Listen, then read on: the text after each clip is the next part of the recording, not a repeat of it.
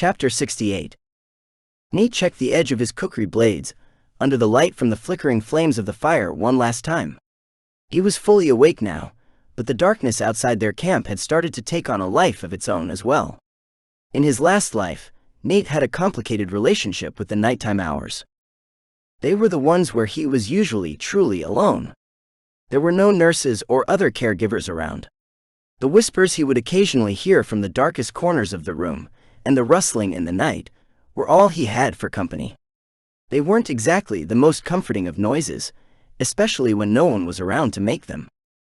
He never saw anything, not that he could remember anyway, but he had always heard those whispers in the night, whenever he was alone. Even as a man just before he had died, they had continued to send a thrill of fear through him each time. Thankfully, Nate hadn't heard those voices since he'd come to this world. It would still be some time before the memory of them faded if they ever did. Out here in the woods, surrounded by the darkness, brought back memories of the many nights he had woken with his heart pounding in that old house, swearing someone had called out his name. Only he was alone each time, just like always. Shaking his head, he dispelled the memories. He was happier now than he had ever been in his past life, after his parents died. There was no use focusing on things that were left forgotten. He had a job that needed to be done out here, and he wasn't going to let some shifting shadows get the better of him. Nate snapped his eyes back to the shadow he had seen shifting, and lifted the focus beam of his flashlight on it. "Mom!" He tried to call out, the word coming out strangled and short. He swallowed and tried again, as his flashlight beam bounced with the beat of his racing heart. "Mom!" Standing calmly at the edge of the trees, just outside of the clearing, was one of the shadow beasts that had repeatedly killed his avatar in the dungeon. It was watching him, its dark head tilted curiously to the side, as though unsure of what it was seeing. There was no doubt in his mind that this was one of the beasts that had killed his avatar. It had seen him die, and now it was wondering why he was standing alive in front of it. Nate just really hoped it wasn't the first shadow beast he had encountered. That one had torn him apart, limb from limb.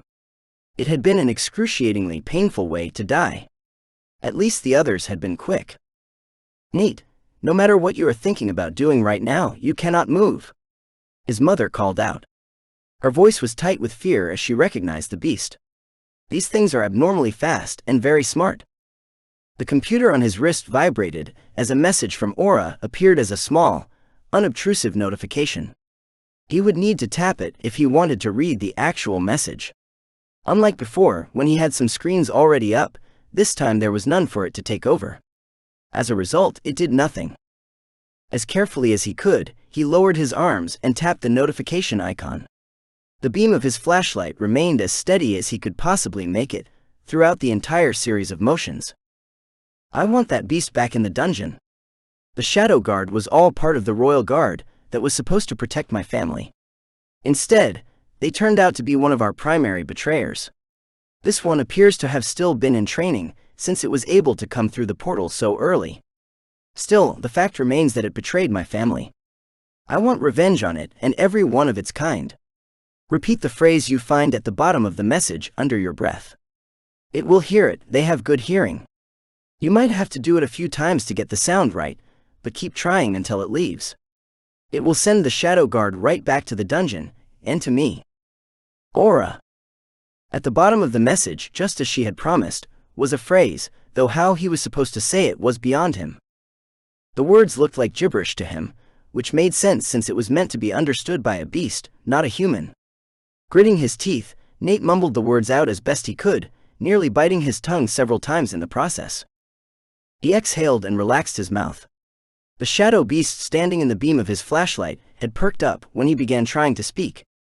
There was no doubt in his mind that he had butchered every single word. However, the beast had apparently recognized some semblance of the words in what he had said, because it wasn't eager to attack them. The beast's eyes were entirely focused on Nate as he tried saying the phrase again. Then he immediately launched into a third and fourth iteration. Finally, the shadow beast snarled at him and dashed away without giving the group a second glance. "That was terrible, Nate. I'm surprised he didn't attack you on that third round. You called his mother a hamster and said his father smelled of elderberries. He was probably too shocked at the novelty of a human even speaking the beast language, albeit terribly, to respond. Regardless, the message, in a somewhat garbled form, eventually got across to him. He's coming my way now, and with any luck, he'll call any other shadow guard that is out there along the way. Don't forget, if I die, I'll be back at midnight. This revenge is mine. Do be careful though, if something happens to me, I won't be able to watch over your back like this. Aura. Nate snorted at the Monty Python reference, wondering if she was being serious. He hadn't seen any reference that the movie or even series existed in this world. It was possible that they did, but were limited to the area across the pond. His mom came up beside him, her face pale as she checked him over. Are you all right?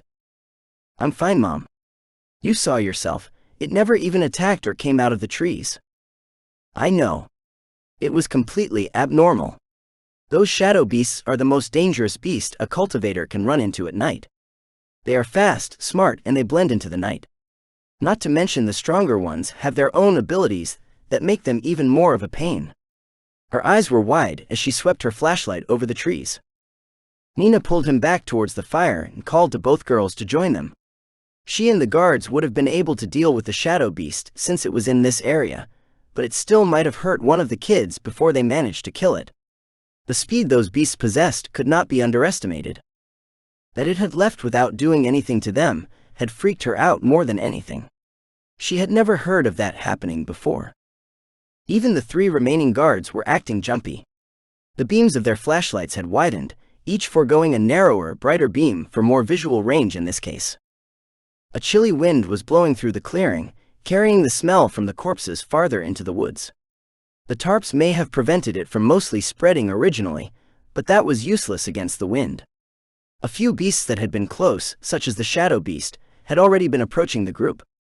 Now that number had just increased.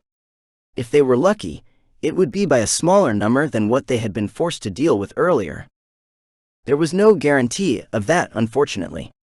The fans they had on the rig were decent, but they couldn't compare with the winds nature produced. If things became more than they could handle, then the option to simply ditch the bodies was there. It was one of the benefits of not having the trailer around. They couldn't exactly leave the truck and trailer behind if they were getting swarmed, and driving it out would be impossible under those circumstances. Nina and Fitch set up position in the middle of the group, with high-powered focus beam flashlights attached to their long-range weapons. The other 2 guards spread out a little farther closer to the trees. Behind them, in between the 2, sticking to the formation they had been practicing with Nate, Angelica, and Lindsay. They were as ready as they were going to get. None of them spoke for a moment, each just listening to the whistle of the wind through the trees. They could hear the beasts growing closer, as branches broke throughout the forest and dry leaves and crackly pine needles crunched underfoot. Already they could see a dozen eyes briefly reflecting light back at them, only to vanish moments later. The beasts were already there, surrounding the clearing.